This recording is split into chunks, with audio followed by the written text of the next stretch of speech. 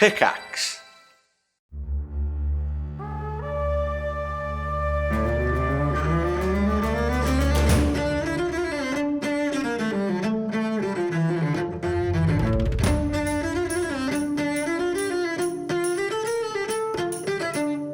Thanks for dropping into the cast party.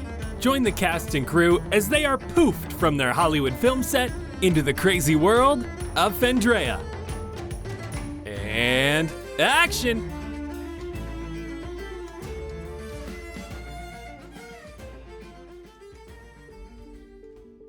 Our Patreon goal for The Cleansing has officially been hit.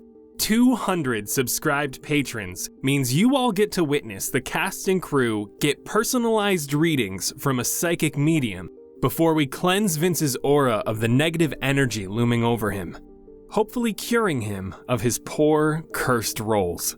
The Cleansing is coming in August and all patrons get early access, so be sure to support your favorite D&D podcast to witness this incredibly new and unique experience in the world of dice superstitions. The Cleansing will be available for your viewing pleasure, along with ad-free episodes, behind-the-scenes exclusive hangouts, extra bonus one-shots, and so much more, all at patreon.com/castparty. So what are you waiting for? For less than the price of 1 cup of coffee per month, you can join the most wholesome community on our private Discord, receive your bonus goodies, and support your favorite show. And save us from Vince's mountain of nat ones. So be sure to hop on over. We'll see you in the Discord. We absolutely love chatting with you all. Even if it's just the free tier, you get access to the Discord. So come hang out. Patreon.com/castparty. Thank you all so much for listening. Enjoy the episode, cast and crew. Hello, everyone, and welcome to Cast Party. My name is Colin McManus, and I will be your director for today. I am joined by my untethered cast and crew, Ryan McManus. I, Sebastian Vivaldi Greensleeves, an emo at heart musician, who during the beginning stages of filming Through the Realms of Myria was hoping to get a part-time job for some extra cash. He didn't really have any friends in LA yet, and nights got pretty boring, so he saw an ad for open interviews at the local Guitar Center. When he arrived, he found out it was for a job for their warehouse, loading and unloading trucks, which is not what he wanted, but he's used to moving heavy music equipment around during shows, so he decided to stay. When they called him into the office, he didn't even make it through the door before the managers started laughing at his scrawny frame and shooed him away. Oh. Rip. Anna Brisbane. Blueberry Sky, elven druid actress who for 2 years had a life coach to help her get out of her rut that came along with her mean girl reputation. And as things started to turn around for her, she really thought he was making a difference. But eventually, she found out that he was a total scam, and he was leaking details of her private life and even invasive photos of her to TMZ for money. Because even though he was a preposterously expensive celebrity life coach, the majority of his income actually came from being a secret paparazzi. She kicked him to the curb and figured out that everything that she did that helped turn around her career was thanks to advice from her parents, manager, and her own intuition. And that life coach's name was Omis. The twist of the century. Okay. Oh, shit. All right. Nigel Deacon. Who's the imposter? Zandy. I like it. Okay. Zandy boy. It's your boy Zandy. That's like his beach name. Yes. Xander Gucci Supreme, who, despite looking exactly like Fred Durst, almost to the point of it seeming like direct impersonation, has no idea who Fred Durst is.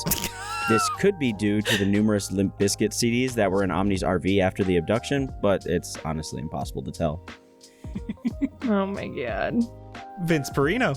Hi, Jett the Boulder Chambers, big burly heartthrob, who throughout the years he's seen a lot of reports of a lot of kids getting hurt from improper use of nail clippers. As a result, he got into researching this a little bit more. He found out that there is actually a safety on them. And he is a very large advocate of teaching people how to use the safety on nail clippers. For all of you that don't know, if you close your nail clippers just a little bit and then you slide that top part forward, it will lock it in place. You want to unlock it? Just twist it. What? So he spends at least a minute with everybody that he meets back in LA, teaching them how to properly use nail clippers. For anybody listening or watching, I want you to do this, and if it blows your mind, please just tag me because I want to just be happy about it. Oh my god. Jesus Christ. And we are joined once again by Omega Jones. Hey everybody, what up? It's me, Omega Jones, also known as the Critical Bard, playing Elijah Lachlan, a bard sorcerer in some way, shape, or form, who heard that you also wanted to be an agent. So here's a list of clients and how much Elijah hates them. Patrick Schwarzenegger, nice kid, nepo baby, but has somewhat earned his spot, still oozes privilege. Tried to force a Terminator reboot with him taking his father's spot. Not as cash money as you may think. 7 out of 10. Anne Hathaway, actual goddess. You didn't hear it from me, but Princess Diaries is getting a reboot, and we do actually want this. 8.5 out of 10. Trisha Paytas, took her on as a pity moment and attempt to bridge content creators into the acting world. Never again. 2 out of 10. Yeah. Richard Armitage. We hooked up after an after party for the last Hobbit movie. No one knows. You repeat this, you get blacklisted. Would repeat if asked. 7.5 out of 10. Evanescence. Yes, they were originally booked to do music for Wednesday, but that fell through horribly. We tried, but no dice. They need a kick to be relevant again. 6 out of 10. So you're saying that Sebastian has a chance? Somewhat. Oscar Isaac. I only hate him because he left me to get another agent when he got more status in this world. Could have gotten that good Star Wars money, but let's say 5 out of 10 only because he's no longer my client. And Nick Jonas. Why he wanted to be Marius in the 25th Les Mis anniversary concert, I will never know. Good acting chops. Isn't the worst, but isn't the best. 5.5 out of 10. So you want to take on a client? Then be inspired by these 7 celebrities. The first letter in their names represents your first client. Patreon. Patreon.com/castparty. Be the best agent you can be and invest in them today. Jesus Damn. Christ. No! Holy shit! I always catch on that something's gonna turn into an ad. I know. Wow. That's awesome. What the heck? Omega, we have a tradition where we end our Patreon ads with patreon.com/castpartybitch. I would be honored if you would provide us with one. Patreon.com/castparty. Bitch. Yeah. Hell yeah. Thank you. That was a good one. And with that, let's talk about what happened last time. You all rushed to the factory on the hill where Aladon had tripped the alarm. You were able to turn on the main power by having Blueberry turn into an electric eel and spark the machine in the maintenance hatch. With the security door now raised, you entered the factory to a very noisy room where you were bombarded with an advertisement for home drones, small mechanical beings to help in everyday tasks. Xander was able to read a slogan on the wall saying, "Our employees know silence is key." From there, you all set out to make the room silent. Xander commanding the home drone in the small house on the table. Eli and his glitch able to use the console in front of the conveyor belt to shut it off completely. While the electric eel climbed up onto the dummy and slowly removed the metal breastplate that the full-size home drone was punching. After this brief moment of silence, the door opened to the employee area where you found Aladon stuck in a glass dome. Using Sebastian's skeleton key, Eli and his glitch opened the lock. This triggered the security protocol. Home drones began awakening from 5 different locations in this large factory room as Aladon rushed to shut off the security. As the battle went on, the drones swarmed around you and continued to awaken from each of the rooms, adding to this mass of machines. You split up to try and turn off the consoles controlling the electricity, some using smarts, others using force. By the time you were able to shut off all of the consoles, the home drones had been stuck in a hunger of Hadar and had been attacking each other. The factory had been shocking the different brass and iron plates on the ground, gears were shattering and spraying debris, illusory advertisements were confusing you. You were able to stop the flow of home drones and clean up the remaining enemies before Aladon was finally able to turn off the security protocol. You took a brief rest while Aladon finished his invention he had been working on. With the invention completed, he didn't feel any different, but when moving into the rift, he disappeared from Arborea. From there, Eli rushed to see Varian, while the others went to meet him at the ley line. Eli found out from Varian he had also been untethered from Arborea, finishing what he was trying to do before coming here. With that knowledge, Varian sent Eli away, saying he would take care of Arborea and the others in Iramsal. Eli rushed to the ley line, where he met up with the rest of you. Jett opened his Nokia to get you all back to Fendrea when he saw a new voicemail. He heard his mom's voice reaching out to him, as well as someone with her. He took a moment to himself while Blueberry triangulated the position from the ley line and saw that the home button did not light up. You debated the reason for this as Varian collapsed onto the ground moving towards you. He said they have returned and were at the tree. He handed Blueberry a small bag that he told her to only open if all hope is lost. You rushed to Iramsal, laid eyes upon the tower. From inside, you heard a man yelling about reaching Omis. Now, Jett rides Pebbles across the bridge towards the tower's main entrance. The rest of you in the air moving towards the tower's windows. Eli flying, Blueberry an eagle, and Sebastian and Xander atop Solus. And so the scene is set. Sebastian, give me a wisdom saving throw with disadvantage. What the? Oh, hey, whoa. Not the disadvantage. Oh my god. 7.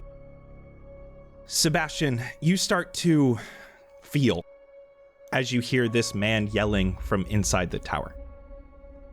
Your heart just sinks. Not from the words being said, but the voice. You recognize it immediately. The Evergem. The magistrate barracks. Pretending to be a magistrate guard named Derek, meeting Kamir, getting ready to explore the compound before being escorted by a man for training. This man, who calls himself the Harbinger. No. He took you to a room, hooked you up to a harness on rails. The rest of the details are fuzzy, but you remember him asking what you are scared of. And you remember the fear you felt towards him as he let you go free. And in this moment, that fear rushes back to you. Just hearing his voice, you are frightened. You have disadvantage on attack rolls and saving throws if you can see or hear the Harbinger. Okay. Ahead of you all, this tower is easily 400 feet high, about 100 foot or so wide. There are a few large windows, ground level, and then essentially like every 100 feet or so above that. Jett, you are rushing across the bridge atop Pebbles. You see ahead of you is the main entrance to the tower. No door, just a large archway. From here, even though you're some 60 feet or so away, you can see a handful of magistrate guards at the front gate, all holding short bows. I'm an eagle. My plan was Solus carry the two, and then Jett and Pebbles were coming up from the bottom. So Sebastian can't willingly move towards the source of that voice as long as he can hear it, but the dragon can move him. I feel like I would still be going straight towards the colorful lights. Me and the dragon. Unless someone tells me to stop. I would be slapping Xander on his shoulder. We need to turn around immediately. Get Blueberry, get to the ground, something. We cannot go in there. Oh, what? No, there's clearly something that we have to do in there. Blue, we need to turn around. We need to go to the ground. We need to something. Please get me away. Why? And the Evergem, the guy who got me captive, that's him. I know that voice. Varian's in trouble. He's fine. The tree might not be, but I cannot go in. Turn him around or I'm jumping. Tree is important itself. We have to go. I jump off.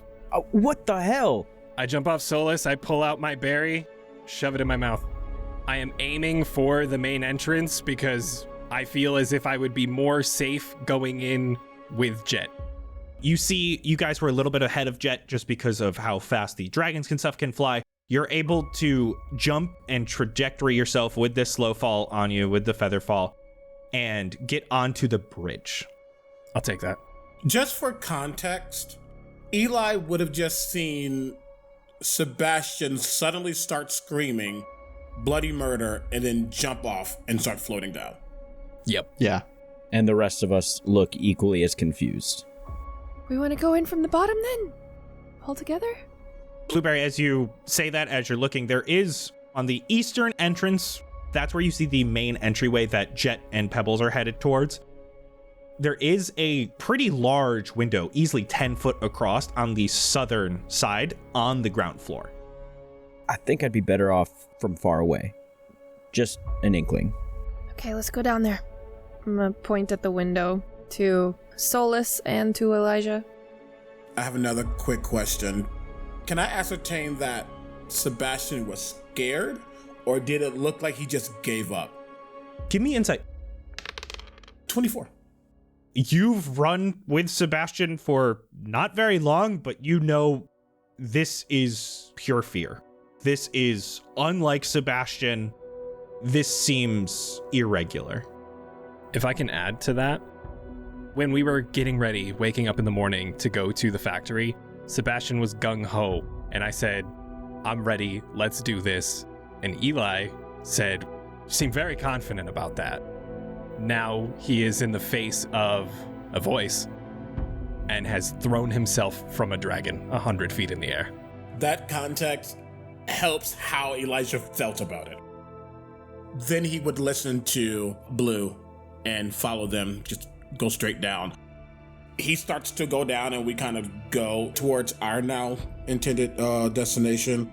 Sebastian, you hear in your ear, I don't know what's going on, but get it the fuck together. Bardic Inspiration.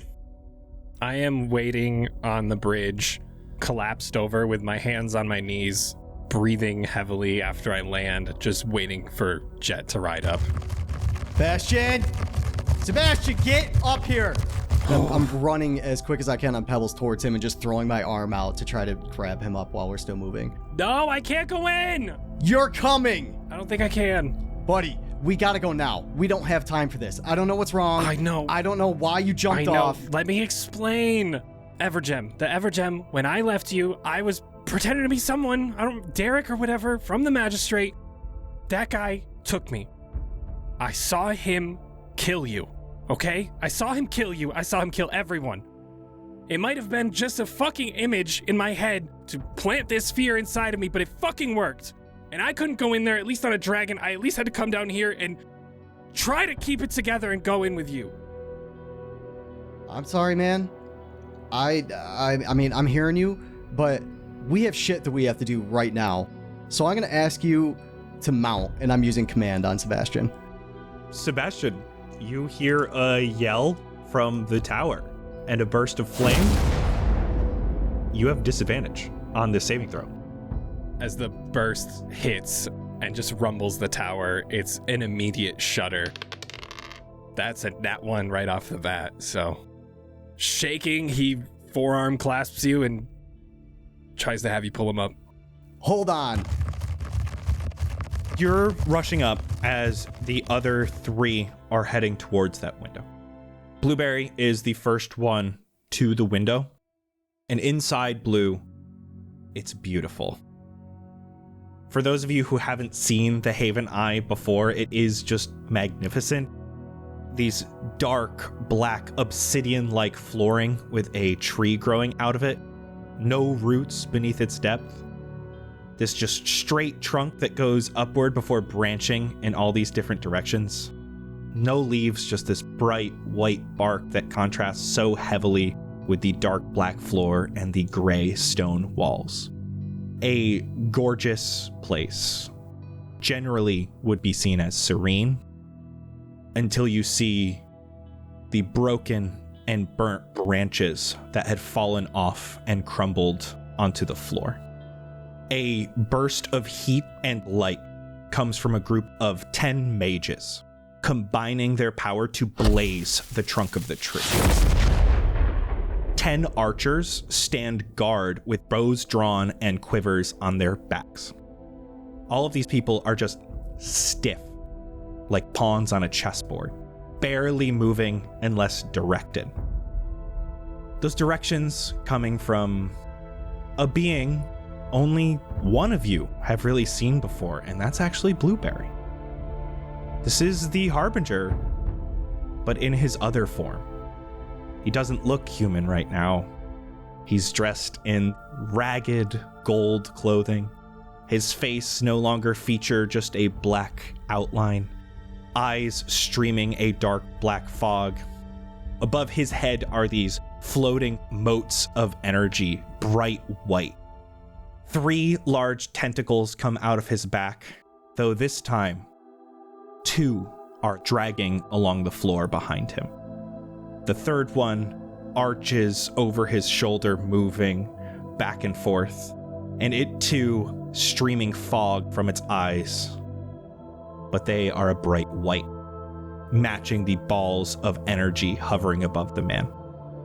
A face is at the edge of this tentacle, showing bright white teeth as it cackles and whispers angrily. You see, as you jump into this window, this tower is just a tower. It is one set of a cylindrical wall that goes 400 feet into the air. It looks like there used to be staircase going up and around, but all of that sense has crumbled. What do I see after I snag Sebastian and start heading towards the gate again? What do I see Blueberry and the rest of the crew doing? They have reached their window on the ground floor. As you are getting closer, there is enough notice. You are not really approaching quietly. You hear a sharp whistle.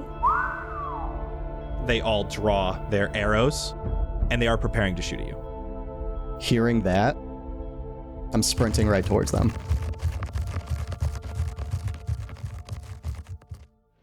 Roll initiative. I have hands clenched on Jett's side with my face just full buried in his back. Dirty 20.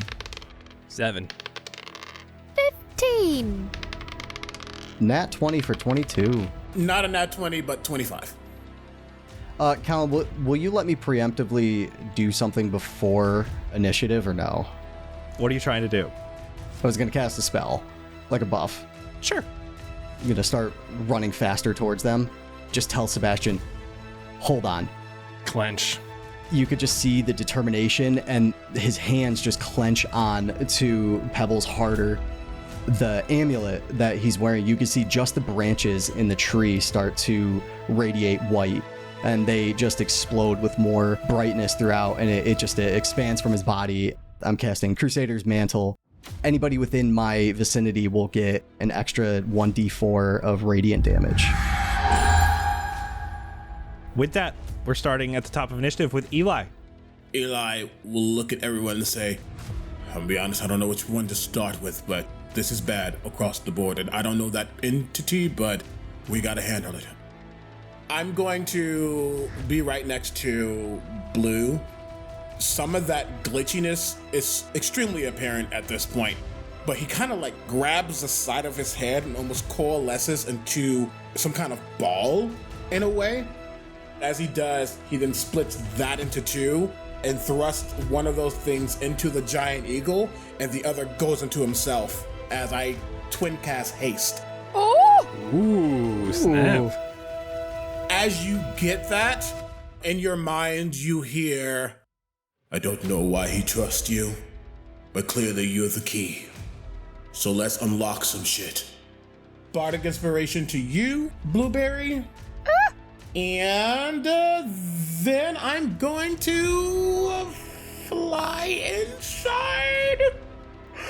Oh, this is the worst idea. Okay. And as I get in, I'm just, hey, I don't have something after that. His eyes, specifically the eyes from the tentacle, dart over. He's still looking at the main entrance as Jett and Sebastian are coming in. The tentacle looks at you. As a legendary action at the end of your turn, you see one of those motes of energy matching the tentacle's eyes comes flying at you. 28 to hit. Sure.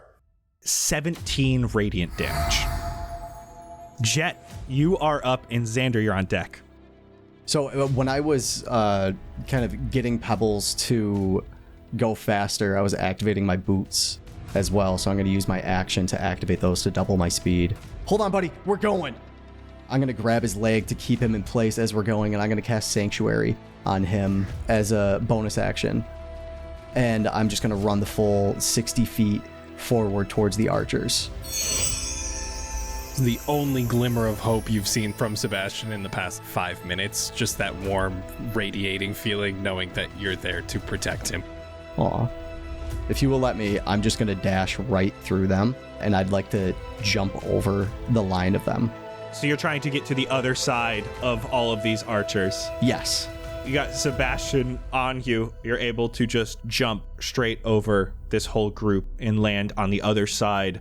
You see this being in front of you, the Harbinger, staring down at you as that tentacle comes back to look. I'd like to get right next to the Harbinger. At the end of your turn, he simply says, "Fire." As all of the mages wind up with flame in their hands at the trunk of the Haveneye. Eli, you feel a tremble from your king. Xander, you're up. Blueberry on deck. Xander from the back of the dragon, which I assume is like either flying right in the window or is perched on the ledge or something, quietly to himself, if he wants to see Namora so bad, let's show him. I'm going to cast Tasha's Otherworldly Guise, going with the upper planes look, so it looks exactly like Namora. And I'll do like a swooping like spin into the air, so I'm flying right above everything that's happening there. I'm going to keep a little bit of distance from you so that if we get targeted by one big spell, it hopefully won't hit us both. And so I'm just going like straight east. Hey! I also don't have anything else after that. Firing off the 6 Eldritch Blasts at the mages. To make it easy, AC 14. Great. I would only fail that if I got a nat 1. I did not. 65 damage. You see these different Eldritch Blasts. They start mixing with the fire in the mages' hands as they're getting ready to hit the tree again. And in some cases, instead of just hitting one, they explode in these bombs of fire and eldritch energy. You see you're able to kill 6 out of the 10 mages. That's what I'm saying. Yes. Stop hurting trees. I'm learning from Blueberry. Blueberry. Going to fly in just past Elijah. I am hasted. I'm going to turn back into a blueberry. I'm going to just swirl a hand in the air, and it starts to glow kind of white, almost like those motes that Yucky Guy has, but then it's clearly like ice. And then I just kind of grab it and throw it right between Harbinger and the mages. And I'm going to cast Ice Storm. Oh. Okay. So Dex save from them. Dex save 20. The mages got a 19. He fails, but he's going to use a legendary resistance to succeed. Okay. He will take half. They will take all. 13 bludgeoning. And 13 cold damage. And hailstones have turned the storm's area of effect into difficult terrain until the end of my next turn. So that is 20-foot radius cylinder centered on them. There's one mage left. Okay, so that's my action and bonus action, and I have another action. There's one mage left. I can't do a spell. We will go Rhinoceros again. Normally it's a bonus action, but you'll let me use an action, right? Yeah. I will chip it back into a white rhino. And I'm gonna use the rest of my movement to get the other side of the tree. All right, is that the end of your turn? It's the end of my turn, but it's not the end of my dragon's turn. Very true. Ooh, he could get to the last mage. Ooh. Hell yeah. He's gonna fly up to the mage. And he's gonna give him a ha and a hi-ya and a rend. Gonna rip at him with a 18 to hit. That hits. 9 HP left. 10 piercing, baby! Hell yeah, no more damaging trees. Ooh, I have a 10-foot reach with rend. He can reach Harbinger.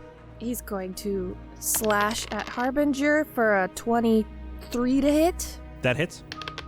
That is 7 piercing.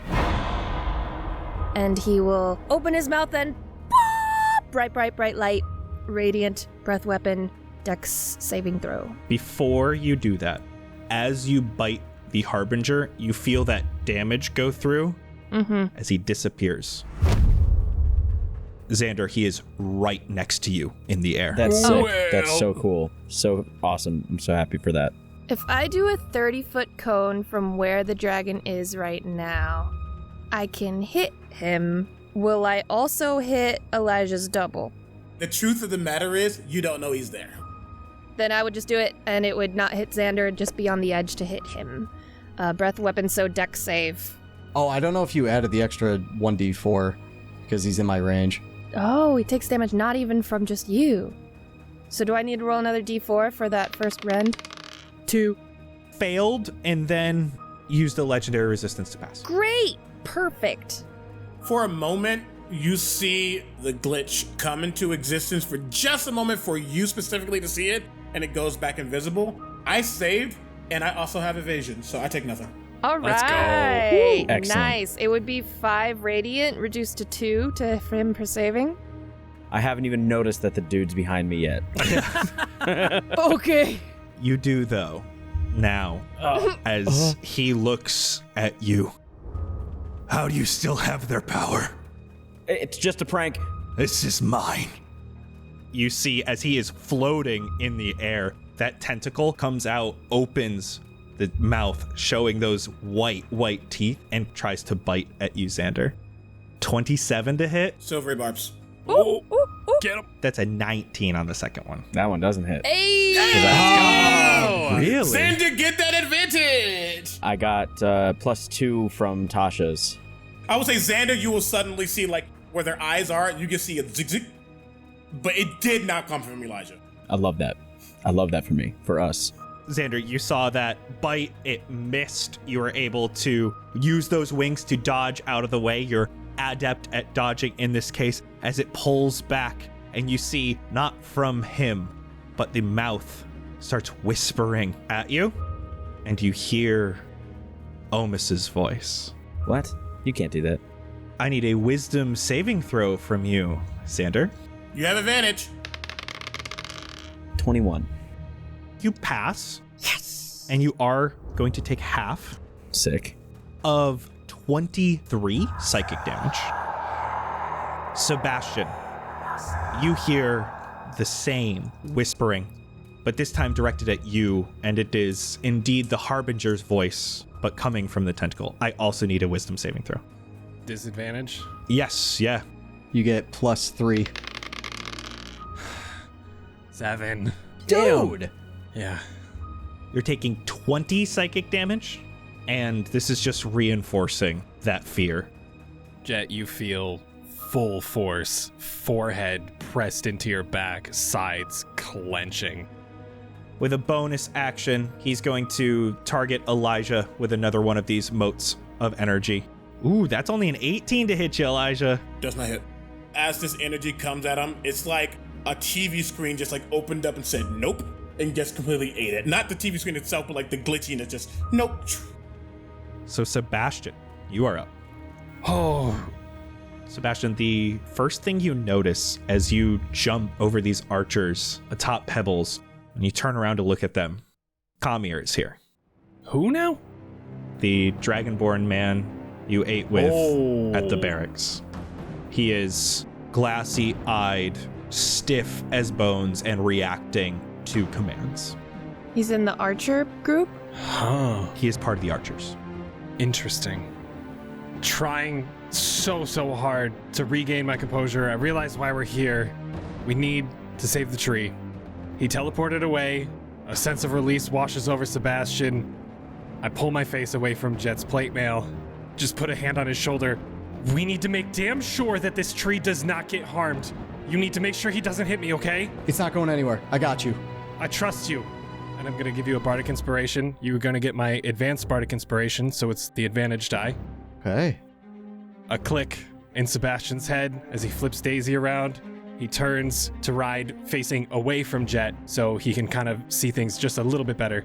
And he's going to start playing an acoustic rendition of Make Damn Sure by Taking Back Sunday as I cast 6th level Wall of Force completely surrounding the tree in a indestructible Wall of Force.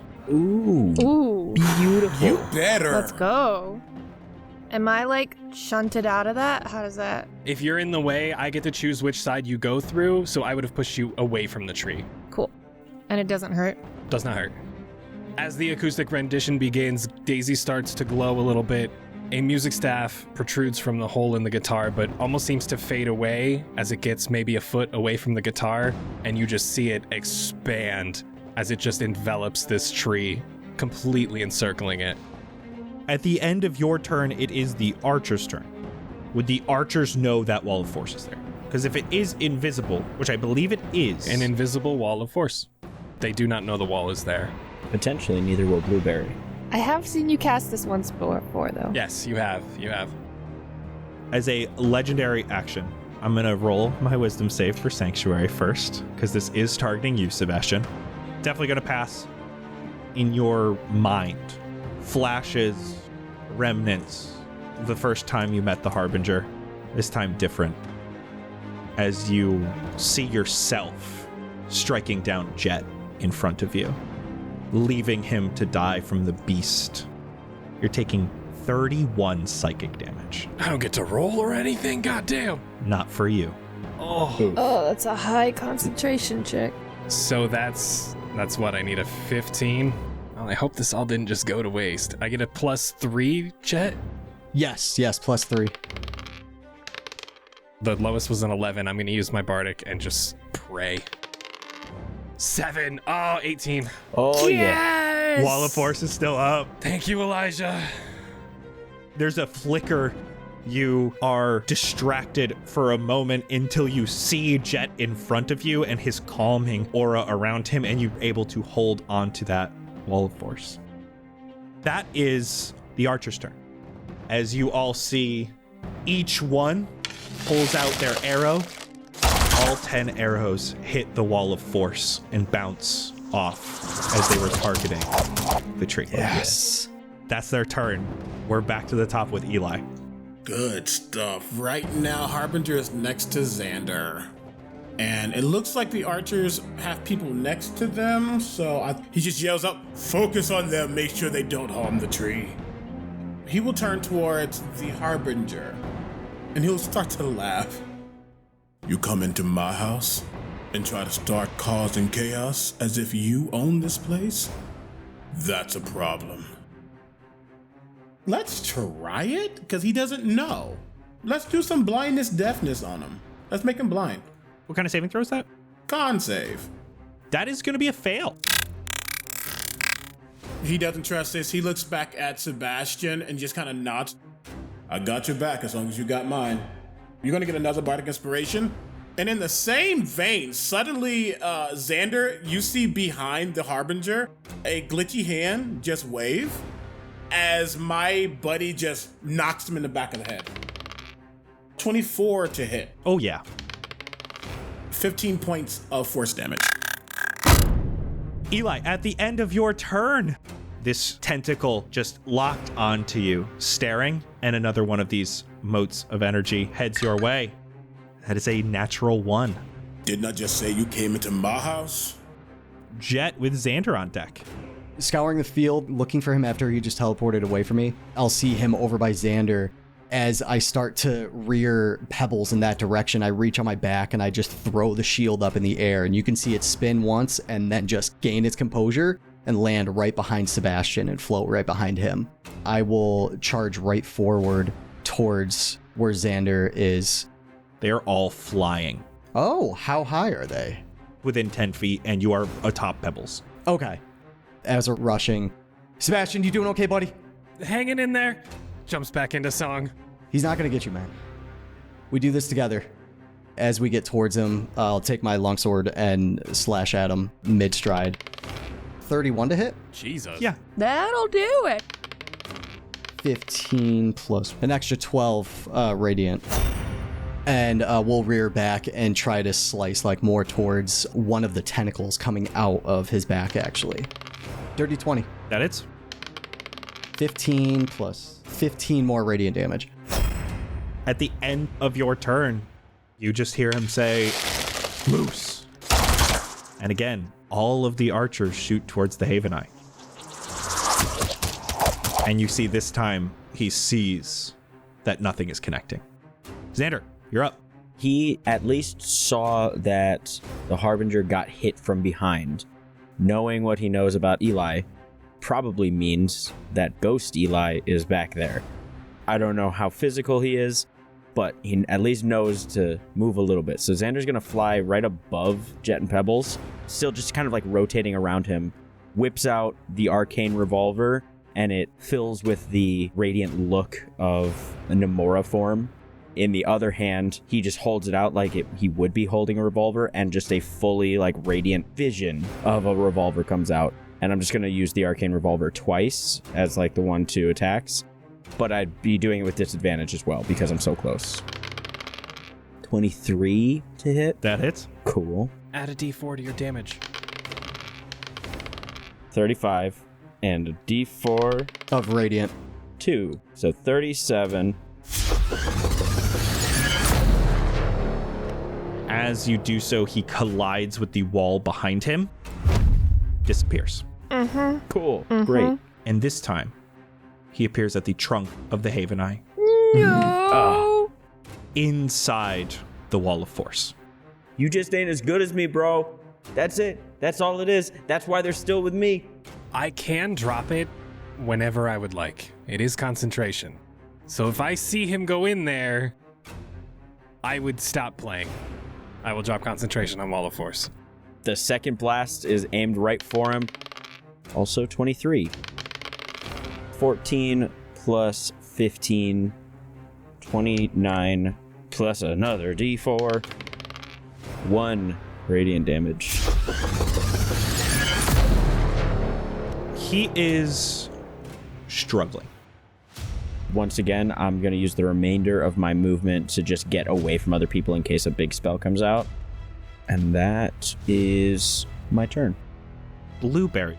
Blueberry, the rhino, is going to back up like 40 feet, hasted, bow like a dog and wiggle her butt and charge at him. Get him. And attempt to gore him. 27 to hit. That'll be 10 plus 1, right, from my bracelet. 11 bludgeoning damage. And because I charged, he's going to take an extra, big rolls. 15 bludgeoning damage from the charge and has to make a strength save of 15. He's gonna force himself to pass that. Oh, really? Cool. That'll be my turn, and then my dragon, who knows nothing except for to protect us, is going to fly towards the archers and tear them to bits. Dirty 20 to hit, 18 to hit, 6 piercing, and 6 piercing, 12 piercing. And breath weapon, dexterity save? They got a 16. Nah, failure. 7 radiant damage. You're able to take out this first archer who was a little closer than all the others. The others get their hair swept back, looking a little bit singed. Dragon's just gonna hover there in front of them, trying to block as much of the tree as possible, but probably not doing a great job. With your turn ending, Blueberry, that is his turn. The wall of force is gone. He is next to a large rhino, as well as the Haveneye. Everyone else seems to be converging on him. You can see this tentacle comes around his back and gnaws at the trunk of the Haveneye. No! With advantage, he does not crit, but definitely hits. That is 30 damage to the Haveneye, plus 25 more. Whoa. Damn. What? That's how much that thing can hit? Eli, you see more branches falling. Blueberry, there's some branches that fall and crack on your back, and you feel, again, that tremble. You can see the anger manifesting in Elijah as he's almost becoming unstable. Like the glitchiness is like half of his chest just moves over and comes back. His entire head just like tweaks for a moment. After the bite, whispers start again. It's gotta be Xander and Sebastian. Need wisdom saving throw. That was a nat 20. Come on. 15. Oh, I'm gonna use my bardic. Dirty 20. Passes. I got a 21, so that's good. That feels good. Do you want me to roll twice? We're in this together. Yeah. 20. So half to that would be 10 damage for each of you, 10 psychic damage. And he's going to use one of these motes of energy right at the Haveneye. That is a crit. Damn it. Excuse me. Silvery barbs. Thank you. That was a natural 19, but not a I'm gonna crit. play with me. Yeah, fuck off. Okay. It goes to Sebastian. He's noticing that there's a targeting happening. Thank you. With that being the end of his turn, Sebastian, you're up. He teleported behind the tree, and it was the same exact thing that happened last time. Sebastian needed his name so he could cast a certain spell. Thinking about the Harbinger, he is casting Ralathim's Psychic Lance as words penetrate his mind. How's it feel to lose control? That is an intelligence saving throw. 29. Oh, he's going to take half of 19 psychic damage. Sebastian, you try this. You try to get in his mind. And he just starts fighting back with his own. Just making you feel what's happening. You don't even get there. Okay. You know, it didn't work the first time. I didn't expect it to work this time either. Now that the wall of force is down, I'm gonna slip Daisy behind my back, flip around on Pebbles, grab Jett by the waist. Go get him. You're the only one I trust to protect me. What's that supposed to mean? Yeah, kind of rude, bro. Kind of rude. You heard nothing. Sebastian, as you are trying to comfort yourself with Jett, you feel an invasion in your mind. You start to not know what you're doing. Yeah, you're holding Jett, but it doesn't feel right. As you can feel that presence in your mind. I need a wisdom saving throw with disadvantage. You have advantage because of silvery barbs, which is straight roll. Hell yeah. 3. Oh. This is mind control. Sebastian, I need you to use your highest spell slot to use Fireball on the Haveneye. Excuse me? No. Well, at least he's gonna get toasted too. I have burned a lot of high-level spells, so luckily this is only a 4th level spell slot. Oh. Blue and Harbinger, can you do a dex save? Uh-huh. He got a 19. 16. You both fail. Jett, Sebastian just got done playing a song. He still has his dragon toothpick in his hand. His hand around his waist. He sparks it on your plate armor, and it flies right in. 33 fire damage. Sebastian, what are you doing? Blueberry takes 33. The Harbinger takes 33. The Haveneye is vulnerable to fire damage. No. That is 66 damage to the Haveneye. Damn it, Sebastian. The tree is crumbling. You can see inside the trunk. It's been blasted and hollow. There is a light inside of it. But the trunk does not fall. But Sebastian, you did 3 damage over the Harbinger's HP. Oh. Stop. So Sebastian, he's yours. Gaining my composure and snapping out of it, I was focusing on the name, the Harbinger, and it slowly fades from my mind. as I see him fall to his knees. And the last thing he hears in his head is Sebastian, "Tell the beast I sent you." As you see, the archers have already knocked and were getting ready to loose their arrows. But as he falls, they breathe, are confused. There's just this mass confusion of why they are even here. Derek? Where are we? Hi, Comir. How you doing? Where is this place? Can someone else take this one, please? I'm gonna fly down to in front of the archers next to the dragon, hold my hands out to in a don't worry, calm peace. Do any of you remember how you got here? Do any of you know anything? I don't.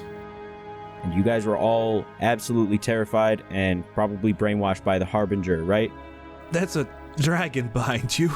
That's fine. Don't look at that. Look at me. Don't look at that. Look at me. Oh, I need to roll concentration, actually. Oh, I failed. The dragon's gone. Oh, okay. All right. Yeah, the dragon is filling with light, and then it poof. All right, look. I can explain everything, but we have a situation at the moment, so please just lower your weapons for a second while we deal with this, and then we'll get you guys home. I have my fingers crossed behind my back because I don't know if that's true. All of them drop their weapons, almost in awe at what they're looking at. Head outside of the tower, just into the courtyard. Take some deep breaths. Some of them have scratches. One of the archers was killed in the scuffle. They take the body out of the tower. Immediately after getting torched, I would fall to the ground as an elf and just panic tidal wave straight up into the air to take out any remaining fire around this tree. I just panic, just tidal wave from me straight into the ceiling, 30 feet, I think it is. It goes up and into the tower. It fills this area. Any little embers left on the Haveneye are away as the majority of this wave stops as little trickles of rain come down for a few seconds afterwards. I slap a hand onto the tree and give it a 6th level cure wounds. You don't see anything happen. What? What? On Pebbles, I'd like to run with Sebastian right over to the base of the tree, and right when we get close to it, still moving, I'm just going to jump off and run towards the tree, put both my hands on it, and just try to see if I could feel any signs of life coming from it.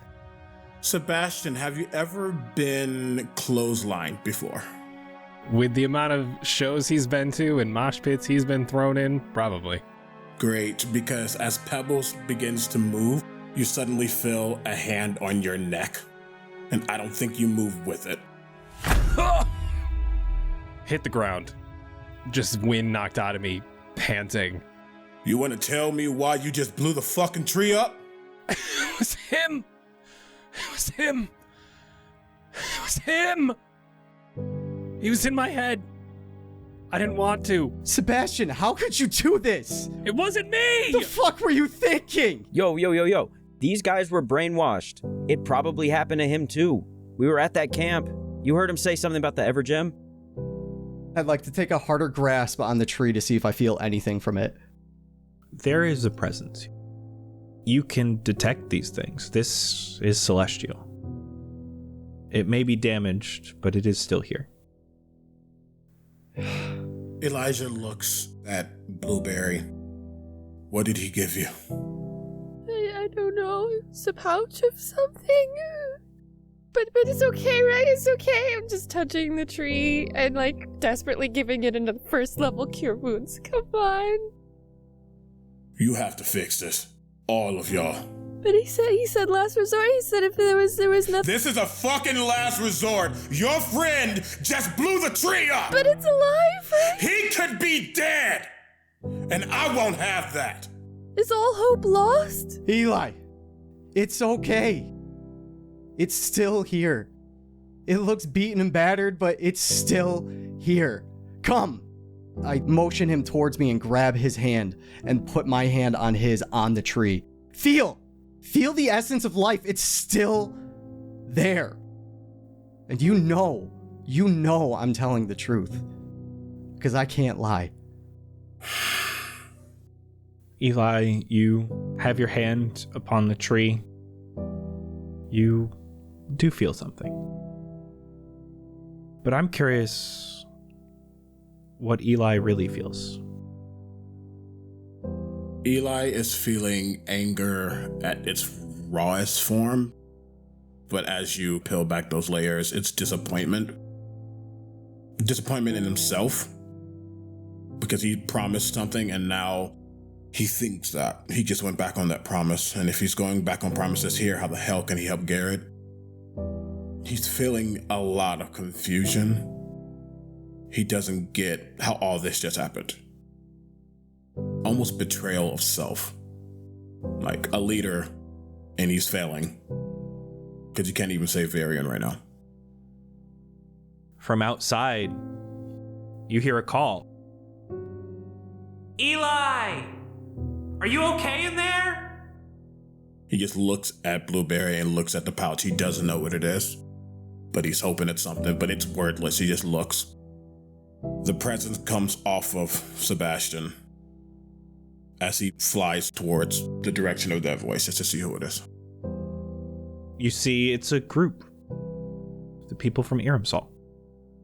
You see Sir Wilhelm is the one calling out to you. This little halfling. And you see the twins moving towards you. Two big fur bulks with Varian in hand. How does he look? The worst you've ever seen him. But breathing. There's going to be a moment where the facade breaks. As he sees them, it's like a channel just got flipped. Kind of wipes away any type of stray, glitchy tear that might have came down and just... Hey, just handling some business. How is he? Eli, he doesn't look so good. We saw you rush over and wanted to go get him to see if he could help, but collapsed just outside the camp. He hasn't woken up. We're gonna do what we can. We don't know how it happened, but some folks got in here and started causing problems. But don't fret. Everything isn't okay. But it will be. Are they okay? Borgo nods towards the magistrate archers sitting outside. Some bad folk got in their head. They are not a problem, but they could use some hospitality. We will feed them. Would you take him? Hesitantly, he walks forward. Attempt to put one of Varian's arms around his head. You'll see the other one also get lifted. I'll handle this. I'll make sure he's okay. We will wait to hear from you. And hey, listen. Once this all get handled, I think we found a way to get y'all home. Just let me handle this first. We will speak in the morning. That would be wonderful. I will tell Double D he'd want to take charge and assist any way he can. He and Glitch will start to go back inside. Bring him into his tower, actually bring him as close to the tree as possible. Maybe a physical connection could help or something. Sit Varian, leaning up against the trunk of the tree. So what do? We gotta do something. You said it's breathing, it's still alive. I'm choosing to believe you. But we're not leaving here until this gets fixed. I don't know. I'm sorry. I don't know. Varian, give us something, anything. Eli just locked with Blueberry. What did he give you? I don't know. Open. What is it? Have you looked at it? I'm afraid it'll, explode or do something. He said only if all hope was lost, and I don't feel like the hope is lost. So what if it does something bad? Blue, now might be the time.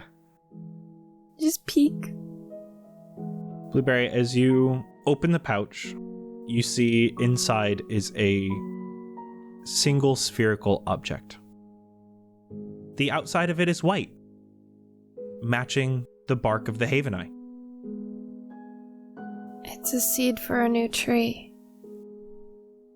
I'm gonna put my fingers into the ground, start casting a 7th level plant growth, even though it's normally 3rd level, and normally only affects non-magical plants. But I'm gonna start long casting it, because long casting it for 8 hours makes it do way more important stuff. Maybe it'll do something that'll help. My eyes just kind of glow white-green, and it looks like I'm like meditating into the tree. The rest of you see Blueberry in a very meditative state, almost like how she trances at night, but this time expelling energy. And you see that there's growth. Not of the Haveneye, but of different plants around this area. Vines slowly creeping up the stones of the tower. Flowers budding just outside in the very dense and broken down Arborian earth. And from the tree itself, there are these vines that don't encase it, but almost look like a scaffolding to help keep the tree sturdy and in place. And the longer you watch, you see a bed of moss starts forming just underneath Varian, seating him up a bit higher. And Blueberry, you see different types of flowers and herbs start growing from this moss. And Jett, as you are standing near Varian and looking at him, you see the breathing becomes a little less erratic and more stable. Look, Eli. Look at him now. I think that in this state, I can only see plants. I can see plants, I can't see any of you, but I can hear you. Elijah will get down on a knee, try to see if he's going to open his eyes or wake up. The first thing he would try to do, he will place a hand on Varian's chest, and you'll see his hand glitch in and out for a moment, but as it does, it kind of glows. And I'm just going to attempt a 1st level Cure Wounds on Varian himself. For a moment, eyes don't open, but you hear him. Eli, you have made yourself worthy of Arboria. As he falls back. Not to hurt him, but like, there's definitely like a slap on his face, like, nuh-uh, wake back up. No. You knew that the only way to do this was to start over. You saved the Haveneye. I don't know if it will regrow limbs. It's not meant to. It's not meant to recover. There will be turmoil across the realms. After this, I am not sure to what extent. Rebirth doesn't have to happen here. Or now. But days are numbered. What happens to you? I go with the tree. Wherever it may go. You all feel a sense of relief, like a big weight off of Eli's shoulder for a moment.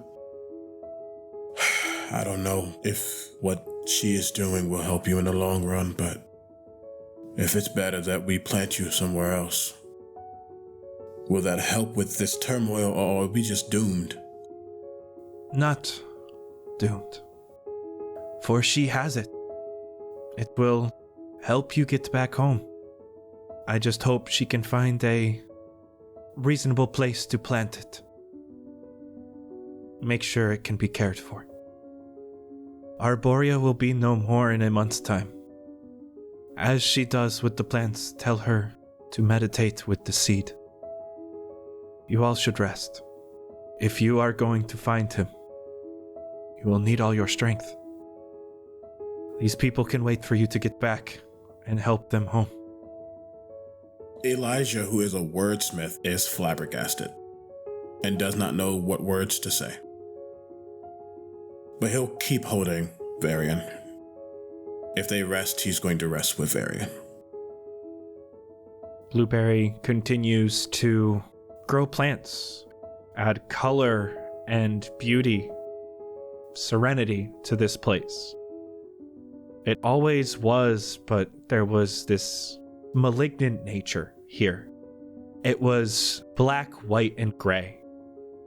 And there was conflict and greed and desire, and now there is loss and love. The rest of you know that this is going to take some time. Burgo and Borgo, the Furbolg twins, come back over to the tower. They feed the magistrate guards, aren't quite sure what to tell them other than that they'll have a place to stay and be safe until they can get them home. I was going to go to the magistrate people. Xander doesn't know what to do in this situation. He doesn't deal with death very well. Death of people he didn't mean to kill. To kind of explain what happened, give a quick synopsis of what was happening, ultimately lands on, you guys are the magistrate. We are the people. Don't worry about that. If you don't know who we are, good. If you want to get back to Fendrea, we need to be on the same side for at least a little bit. Okay?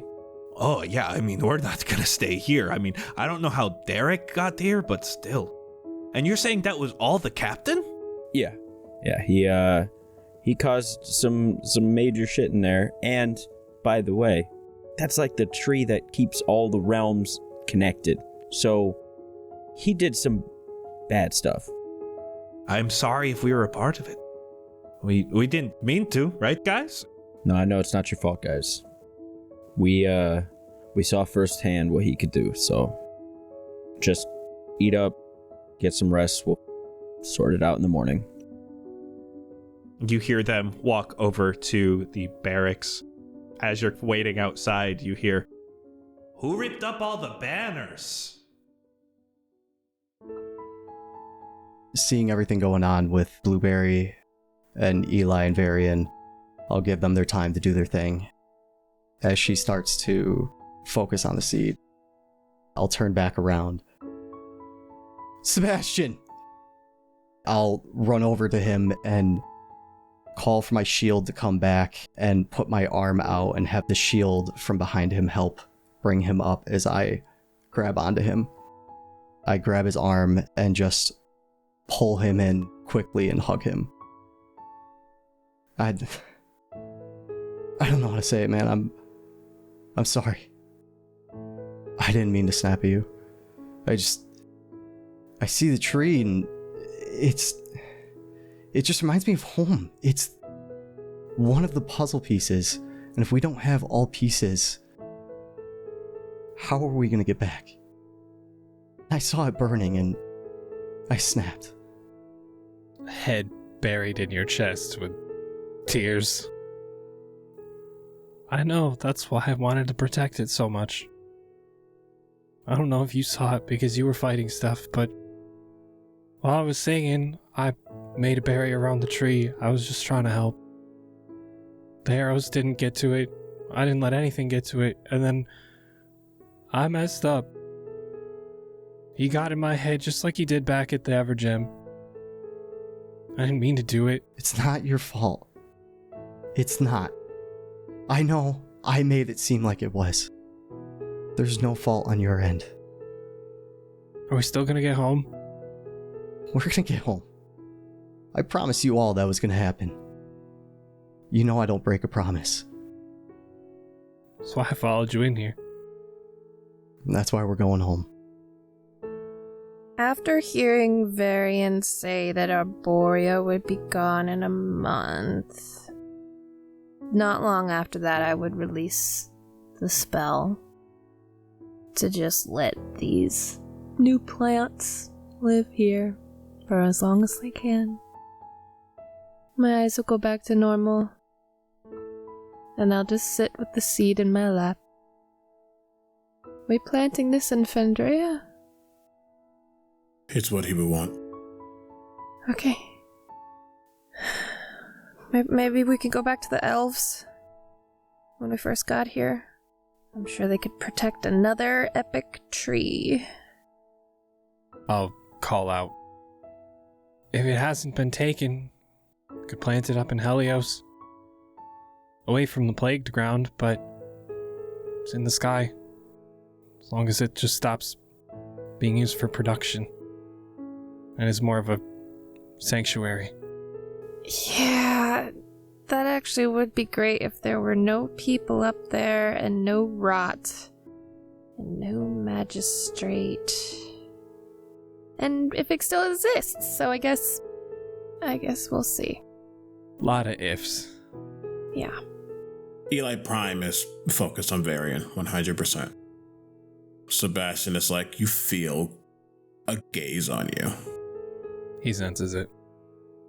How do we get back at this point? I know what we have to do. What? He looks back down at Varian. He shakes his head. Either I see you again as you are now, or I see you when the new seed is planted. He's going to kiss his own 2 fingers and then place it on top of Varian's head. He's going to take Varian and lay him on that moss that grew underneath him. Stand up. Think as hard as he can on his brother, on Fendrea, almost those connection points that he has now made with this 4. Doesn't know if it's going to work, but he just feels like this is what he needs to do. He's going to spin his staff in his hand and strike the tree as hard as he can, thinking of Fendrea trying to open a portal. He knows that connecting with the tree, harming it, forces portals to open. This is something you're unfortunately familiar with. You strike the tree just in between some of the vines. It trembles a moment, but you don't feel the tremble in your staff. And instead, you see a bit of bark fall off the tree and land on Varian, atop his forehead where you've put your fingers. And it glows. As Blueberry, you see the seed glows as well, as you feel this magical power coming from it. Seed's glowing. Blueberry and Eli, if you'd like, I'd like you to roll Arcana. This is legit a natural 20. And that's legit a natural 1. Eli, you know what this tree does. You have spent time with it. You know that its magic is to connect two places together. And whatever just happened activated the seed. And as you go over to it, you see it glowing. This is the seed of the Haveneye. While this is in your possession, once per day, without expending a spell slot, you can cast Plane Shift. You son of a bitch. Okay. He looks at everyone. We can do it now, or we can wait till we're all recovered. We should rest. Here. Sebastian, are you better? Now that he's gone. Speaking of, I'm gonna nudge him with my foot and flip him over. You think he has anything on him that's not totally roasted? I don't want anything. I just want to forget him. I kind of do. Xander will kind of meander over. He'll dig around in the pockets just to see what's up. Could I tell at all from what I saw if he seemed like me in any way? Like in terms of my connection with Namora and Blightmore? You heard Omus's voice come from that tentacle. And with some time, you're searching him. He has a bracelet on each arm.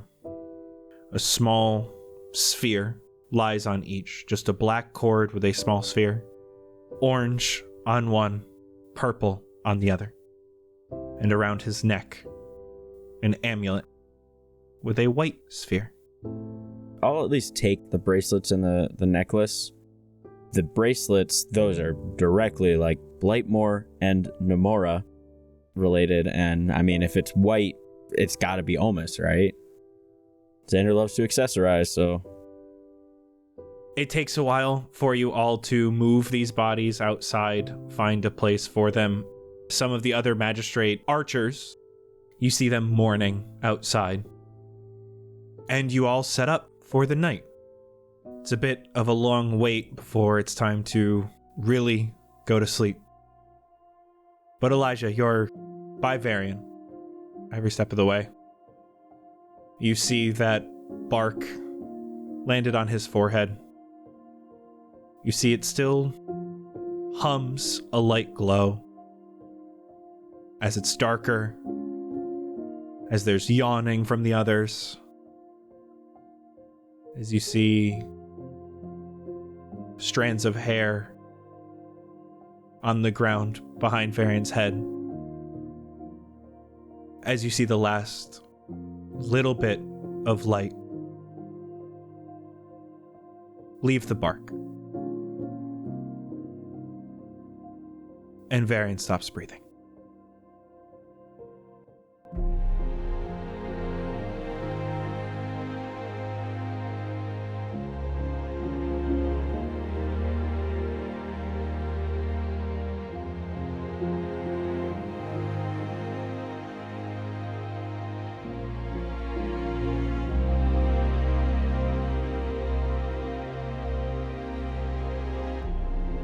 To honor Varian's passing, we wanted to avoid a silly skit at the end of the episode.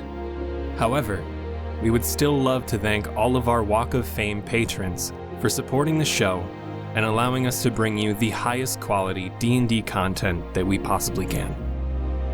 Your support, along with the other patrons, means the absolute world to us, and we wouldn't be where we are, still doing this nearly 3 years later, if it weren't for you.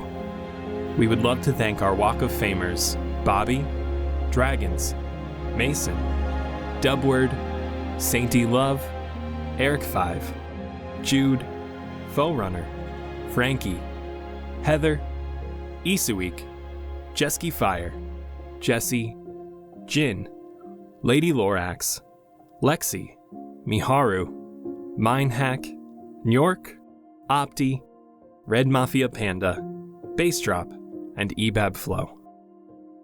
Thank you again from the bottom of our hearts. Now let's take a moment to honor Varian.